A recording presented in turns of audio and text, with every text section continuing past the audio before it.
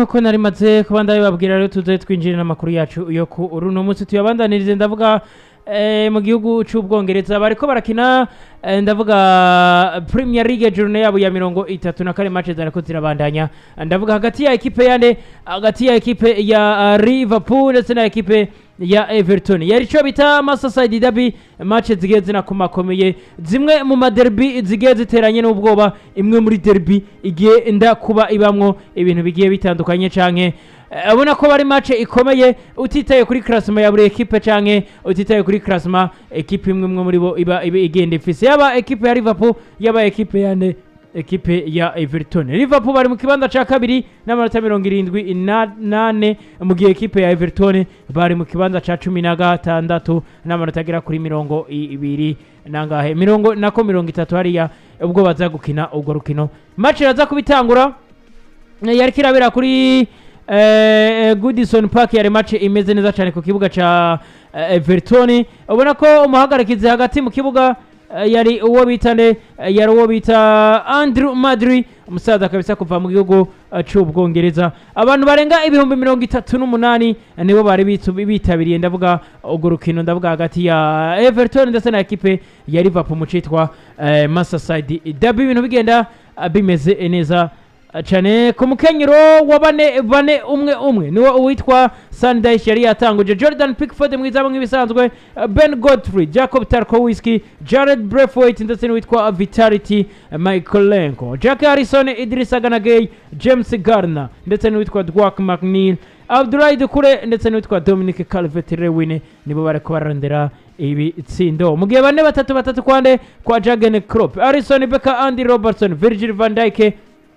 witwa Ibrahima Konate Trent Alexander-Arnold Alex McAllister Dominique Szoboszlai Curtis Jones Mohamed Salah Darwin Nunez ndetse n'uwitwa Luis Diaz nabo bari batanguyemwo neza cyane bariko barondera ivyo bitsindo match iratangura match iraza irabandanya neza cyane bidatevye ndavuga ku ruhande rwa Everton ku munota wa 27 wonyene witwa Jared Braithwaite yaramaze kubaterekamwe igitsindo ku makosa yarakozwe ndetse na defense ushizemwo kugusamara kw'abakinyi kuko yari baro ivuye muri kona ariko biza kuba banga byanka yuko baza kuba banayikina neza cyane ibaro baza kuba bayihera umudefenseur wa equipe ya Everton witwa Jared Braithwaite igitsindo aza kuba agiterekamo neza cyane bavuye kuruka gatoyi uwitwa Dominic Calvert-Lewin nawe araza agiterekamwe neza cyane ku pasi ya Dwight McNeil ibaro n'ubundi nayo yarivuye ndavuga kuri kona n'ubundi gitsindo agiterekamwe c'umutwe bece iza kubirangira ari bitsindo bigira kuri bingahe itsindo bigira kuri 2 kubusa itsindo bya Everton kubusa bwa equipe ya Liverpool ari nako uwitwa Jurgen Klopp avuga ati ubundi nani ntangoye kuba nizera yuko igikombe kiriko kiragenda kinansiga inyuma y'imyaka igera kuri 14 ndavuga equipe ya Everton badatsinze citwa Merseyside derby baje kuba bakora ku munsi wejo neza bariko batkinira ku kibuga ciwabo ndavuga Goodison Park nari nabivuze ku munsi wejo ni derby tutitaye novuga ngo classe mu kwimeze kuko equipe ya Everton yaje gukina hari mu kibanza cya 16 equipe novuga ngo nayo yagiye kogwa ko nibibazo bayikuye amanota agera kuri 6 kukutubahiriza amategeko ya FA ubwishiramwe y'umupira w'amaguru mu gihugu cy'Ubwongereza mu misizo bari babakuye yandi manota agera kuri 2 byo byose nivyaje birabasubiza inyuma muri rusange ya derby novuga yuko inchuro nyinshi kabisa Liverpool niyo yari maze kuba itsinda zino derby mugabo nijoro kabisa novuga yuko ni situation yaje kuba hamverse kuko equipe ya Everton bivanye na batitaye uburyo yari imeze canke meforme z'abakinyi canke kuri classement baje batsinda ikipe ya Liverpool nayo yari ikipe nayo uno muzi toza tukajajinga tukavuga ngo we Jurgen Klopp kino gikombe ibice 60 kwijana gihevye kuko yaje gukina hari ya afisa amanota agira kuri 78 ari wa kabiri mu gikipe yari mu kibanza cya mbere yari Arsenal mu kurindira Manchester City yo itarakina urukino rwo kuri uno musi muri rusange rero Jurgen Klopp igikombe gihevye gute twagiye tubona novuga ngo amamatch agiye akomakomeye amamatch novuga ngo kuva muri 2022 twarabonye ubugi gikombe cyagiye kijya kwa Manchester City turabona igikombe cyagiye gutwagwa ikipe ya Liverpool na Manchester City barushanye inota rimwe ku rukino rwa nyuma Manchester City kirakina na Aston Villa igikombe twarabonye uburyo cyagiyemo muri rusange Jurgen Klopp novuga yuko yaje kuba nanirwa no kumanaginga ino ekipe muri zino nkino za nyuma kuko ubundi nta mashampiyona menshi arimo iyo aza kuba muri UEFA Champions League tukaza tubavuga ngo Jurgen Klopp uri kuriruka ko icyo gikombe cya UEFA Champions League kandi uri kugaruka no muri England Premier League ivyo navyo no musa ahanze amazi gikombe cyo novuga ngo kiganwa ari kuri ry'ubwongereza sibagira ko no muri Europa League yaravuye kuvamo Europa League yaramaze kubavamo muri faza muri match kuko yatsinze ibitsindo bitatu na Atalanta ibitsindo kubusa byari bigiye kugira ngo aze kuromonta ikipe nka Liverpool yo qualification gutsinda Ubutaliyano kandi gutsinda igihugu gutsinda ikipe nka Atalanta mu Butaliyano twese tuba tuzi ko bigoye rero nigarukira kuri derby yari yamaze kubagarukana novuga ngo bita Alexander Trent-Arnold kuri nimero 2 nawe novuga yuko ari karaza kandi uburyo no munsi ari kagenda akoreshwa urabona yuko ari wa Alexander Trent-Arnold ateka imeze neza mu misezi ari kamukinisha hagati mu kibuga yagera namukinira imbere yuko aza kubagira ico iyo mvune mugu no munsi kuri nimero 2 turabona ko ari Trent Alexander-Arnold amaze kubahera uburyohe yama Montey wiwe nayo tukibona yama centre nayo tukibona ku ruhande rwo inyuma hoho no munsi novuga yuko mu mutima wa defense Virgil van Dijk ndetse na mugenzi we Ibrahima Konate kuko ni bari batanguyemwo bo bamaze kuba baba bari kumwe mugabo ntabwo barakinana inkino nyinshi kuno munsi uraza kuraba ari imvune baba bagenda bagira bikaza gutuma navuga ngo kuno kuntu twari tumenyereye ati hari duo ibiri muri equipe kanaka nk'uko tubona kwa FC Barcelona hari duo ya ku Barcelona jo kwa Real tubona duo navuga ngo bita Antonio Rudiger ndetse n'abagenzi biwe bashobora kuba abagisyo babiri bameze neza cyane bakaza bagahagarika imipira mugako wa Liverpool no munsi agira yuko yo form yo duo imeze neza cyane umwe muri bakagira imvune muri rusangi yatakaje urukino novuga ngo gwaruko citegererezo gwarukino novuga ngo gukura kwa manota agira kuri 3 nawe ujyatubona ko hasigaye jirune na nkeya kandi turiko turaraba novuga ngo umuvuduko wa yandi ma equipe uriko nabo ntibaza kwemera gutsindwa ugiye kuraba equipe ya Liverpool novuga ko ku munsi w'ejo novuga ko bakoze ikosa rikomeye kuza gutsindwa na equipe ya Everton kuko ni equipe ya Liverpool yari mu equipe atatu yariko aniganira igikombe ca Premier League cy'uno mwaka mugu no munsi equipe ya Liverpool navuga ko iriko isa nk'ikura mu ihiganwa bivanye n'umusaruro bari baronse ku munsi w'ejo gutsindwa equipe ya Everton no mukocha Jurgen Klopp yamaze kubamenyesha yuko agiye kubasezera muri equipe ya Liverpool mu gihe zizobiheze yo no mwaka wa 2023-2024 ni Premier League isigaje match zike ni equipe ya Liverpool ugiye kuraba no munsi ni equipe navuga ko mu bikombe bari kwakinira no mwaka kiretse Carabao Cup baramaze kubindi byose bamaze kuba bagirane baramaze kuba babivamo ni Liverpool muri rusange ugiye kuraba uyu mukocha Jurgen Klopp ukaraba swadi yiwe abiswe Mohamed Salah bari bagarutse bavuye mu mvune abiswe Luis Diaz niho bari abiswe Banuneze niho bari ni equipe ya Liverpool ugiye kuraba muri rusange ibice 70% basa nk'abahije kuba bari kuri igikombe rero navuga ko ni Liverpool ndavuga mfatiye ku ma equipe nka za Arsenal na za Man City biriko biriruka uno munsi ugiye kuraba Arsenal sigaje match zine kugira Premier League ihere ni equipe ubona ko iri competitive iri kiragwanira igikombe iri kigenda itsinda ugiye kuraba uno munsi rero navuga ko ni Jurgen Klopp ubona ko bisa nk'ibiriko biramugora muri zinkino za nyuma zo muri Premier League ubona ko bisa n'ibiriko birabigora muri Premier League naje kuba mbona isanamu yitwa Jurgen Klopp ni ariko atanga ndavuga interview nyuma ya match neza wabona ko umusaza kabisa mu maso nawe yabona neza cyane yuko igikombe gisa n'ikiriko kiraba nibyo aracari muri course nabwo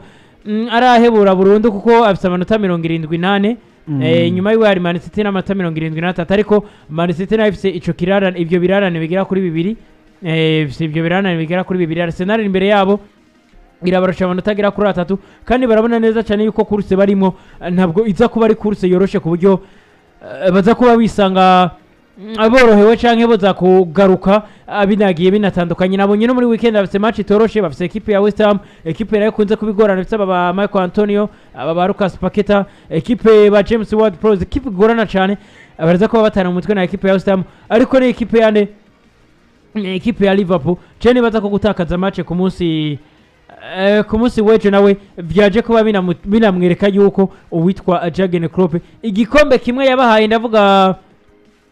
igice Carabao Cup gishobora kuba ari naco kimwe ashobora kuba anasezerera ko muri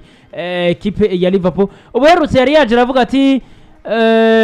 uwitwa Trent Alexander Arnold ati nivyo avuye mu mvune ngo atariko ntegerezwa kuba ndamutanguza ati umwana muto Conor Bradley ati nivyo n'umwana muto ariko ati nawe amenye yuko uwitwa Trent Alexander Arnold ati kuri poste yiwe muri Liverpool nta numwe banganya ati nta numwe no kumusubirira ubwo ibi navyo nivyo biriko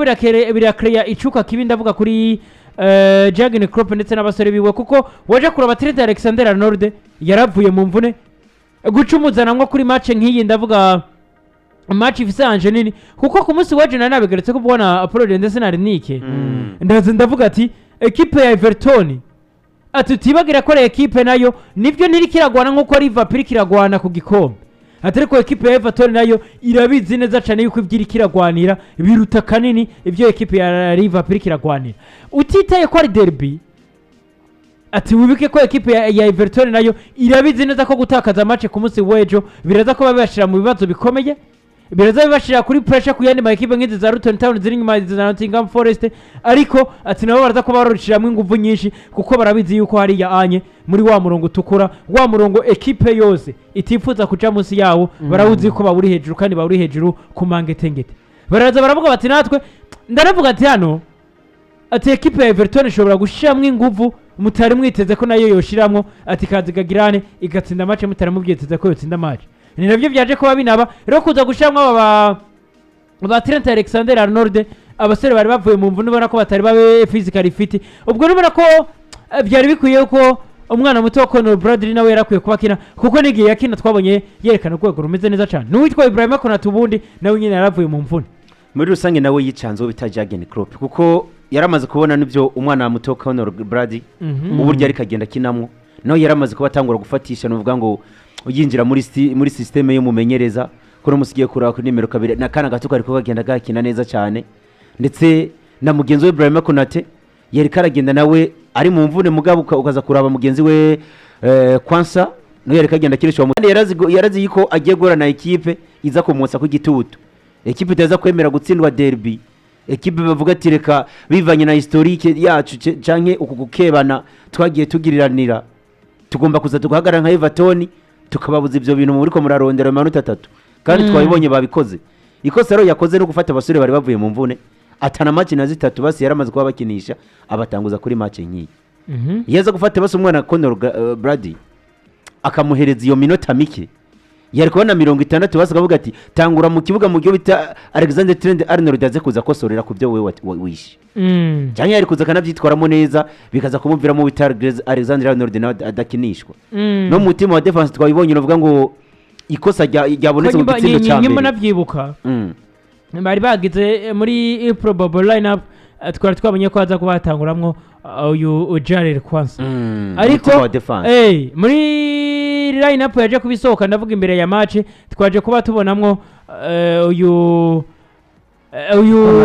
Konate Ibrahima ari waza kuba atanguzwa mu kibuga abantu benshi baje kuba banabitahura kuko Ibrahima Konate na match zerutse uwitwa Trent Alexander Arnold we yari yanazikinye muri weekend yari yanakinyagomboye ariko Ibrahima Konate wo muri weekend ntabwo yari yakinishije abantu baza kuba batangara kuri pressure nk'iyi match biriko kuri match bikomeye abantu baza kuba batangara ati why ushobora kuza gushiramo umusore nk'uyu mu match nk'iyi kandi tuze ko aba ari match yo kugwego ko hejuru nawe yabizizo bita Jurgen Klopp kuko gutakaza amanota agera kuri 3 kandi ubona amakipe nka Arsenal ubona amakipe novuga nka za Manchester City nazo ziriko ziraza zivuga ati tukine kino gikombe afise urukino rwa West Ham ku munsi wa gatandatu nawe bidashobora no kuza kumwerera kuko na West Ham si kipe mbi ni equipe imeze neza West Ham uravye abakinyi ifise nk'aba Mohamed Kudus ugashako abiswe ba Paketa ni equipe ya West Ham ubona ko nayo iri ku mwanya mwiza muri Premier League ugiye kuraba Jurgen Klopp ku munsi wejo yakoze erreur ikomeye kuza gutakaza urukino rwo ku munsi wejo kuko ni match zike zisigaye muri Premier League kandi ni match bisaba ko atakuzitakaza mu gihe ubuzi ko uri kuniganira igikombe kandi ziri nyuma yawe n'iziri imbere yawe zirifise nazo ziriko zigushira ko pressure uno musi abakeba baba nkize equipe nka za Arsenal ndetse na za Man City uraba ingufu ariko barakoresha muri zino nkino zisigaye za Premier League ukacubona uyu mugabo Jurgen Klopp naho n'abasore bagiye batandukanye uno musi agiye kuba bananirwa ku kanyuma ukaza gusa Real derby mugabo agiye kuba batsindwa na equipe nayo itameze neza muri Premier League rero navuga ko uravye match basigaje ni match zitoroshe kuza gukina na West Ham, ni West Ham nayo itemera kuza kugira itemera kuza gutakaza muri Premier League kuko nabo ni equipe nakwirikiranigana kugira ko yakina Conference League no mwaka cyangwa Europa League. Rero navuga ko nakazi katoroshe kurinda kuri Jurgen Klopp bivanye na match asigaranye, bivanye nuko ngene yatakaje urukino ku munsi weje. Bivanye no kuri yaje kuba atakaza urukino ogo ku munsi weje, ndavuga witwa Jurgen Klopp. Ni equipe ya Liverpool, equipe ya Liverpool baje kuba batakaza urukino, ariko ntawe reka kuza kuvuga performance yari imeze neza cyane kuri equipe ya Everton. Ubona ko bagerageje kugara buri ruhande ndavuga ku ruhande rwa equipe ya Liverpool. Ni igituma ndakubwira ko yari na match witwa Jurgen Klopp nawe atari sanse gutakaza. Inyuma match isigaje nk'iminota igera nko kuri 10, abafana ba Everton baje kuba basohoreramo n'akaririmbo, ubona ko bari kubaririmba batyoza equipe ya Liverpool ati muratakaje Premier League kandi mitakarije kuri Goodison Park. Gituma yari match nakomeye, ibibuga by'iwabo ko ari bibiri, ndavuga Goodison Park ndetse na Anfield Road Park, ni ibibuga aho biri nta ni kilometero na kimwe kirimo, ni metero amajana 935 nizo zigabuye ikibuga Goodison Park ndetse n'ikibuga Anfield Road Park. Aho rero hari ubukeba bwabo ati ntibitaye ku byabaye, atari gice mu menya cyo mumenye yuko igikombe mu gitakarije hehe, igikombe mu gitakarije kuri Goodison Park. Bobo nibazi n'ikibanza barimo ntibanitayeho naho baherereye, atari iki gikombe mu gitakarije kuri inde kuri Goodison Park. Bona apologize Liverpool ikora iki kugira ngo igaruke equipe igaruke muri foro, kuko nyimba baciteze ivyo bariko barakina canke nyimba bakiriko bariyumvira ko bogaruka no muri kuruse ndavuga y'iki gikombe, nivyo ntibirarengerana ko n'amanota si menshi, nabo bashobora kubona na bagenzi babo bagenda nabo bakagira bagatakaza, ariko ni equipe ya Liverpool nayo ikwiye kubananya igira byinshi clear canke igira byinshi ikora. Bona apologize bakora iki kugira ngo twizere kubona equipe ya Liverpool bandanya gupambana canke guhangana ndetse n'ayandi ma equipe kugira ngo ibintu bibandanye kugenda bimeze neza cyane. Ko Liverpool ikintu mbona bokora no kudasubira gutakaza urukino na rumwe kandi bagasengera equipe nka za Chelsea na Man City nazo zitakaze. Kuko kudatakaza nabo kwa Arsenal no kwa Man City batsinze, urumva ikipe iraza kukibura. Mu gihe tubona novuga ngo Jurgen Klopp ni umumenyereza mwiza kandi afise na squad no musari karagarura abasore niwe bari bagiye baja mu mvune, mugabo novuga ngo amanota atatabuze nawe agiye kwicara kiga. Cyo yokora nuko yotangura gutsinda amace nta n'ikindi gikombe novuga ngo ariko yiruka inyuma, kuko muri Europa League yaramaze kuba avamo no kwa Arsenal nuko bimeze baravuyemo muri Champions League ndetse no kwa Manchester City, no amaso yose bayihanze kino gikombe. Rege hari nta n'urukino novuga ngo baza kuba rusigaje ruza kubahuza hagati yabo, umwe wese araza kwipambanira ukwiwiwe. Ugiye kuraba urukino uyiswe uyu Jurgen Klopp yatakaje ku munsi wejo, turaza kubona uyu mugabo aza gusanga abuze Premier League ku munota wanyu, mugaza gusanga equipe ya Liverpool itaye kuba muri zine za mbere ikinye Champions League mu mwaka uza. Rero novuga ko ni Jurgen Klopp ona ko inguvu zari zikenewe niho zigiye kuba ziburira mu nkino za nyuma za Premier League, kuko izi match ni match novuga ko nizo ziba zerekana ikipe igira itahukana ikomeye. No mwaka weze nizo zakoze ko ikipe ya Arsenal ugira buri gikombe cha Premier League. No mu mwaka weze nivyo byakoze ko ikipe ya Arsenal kugira ngo ize kuba ibura Premier League. Ni Liverpool rero yarekera tsindwa na ikipe ya Everton kuri Goodison Park, tsindo bigera kuri 2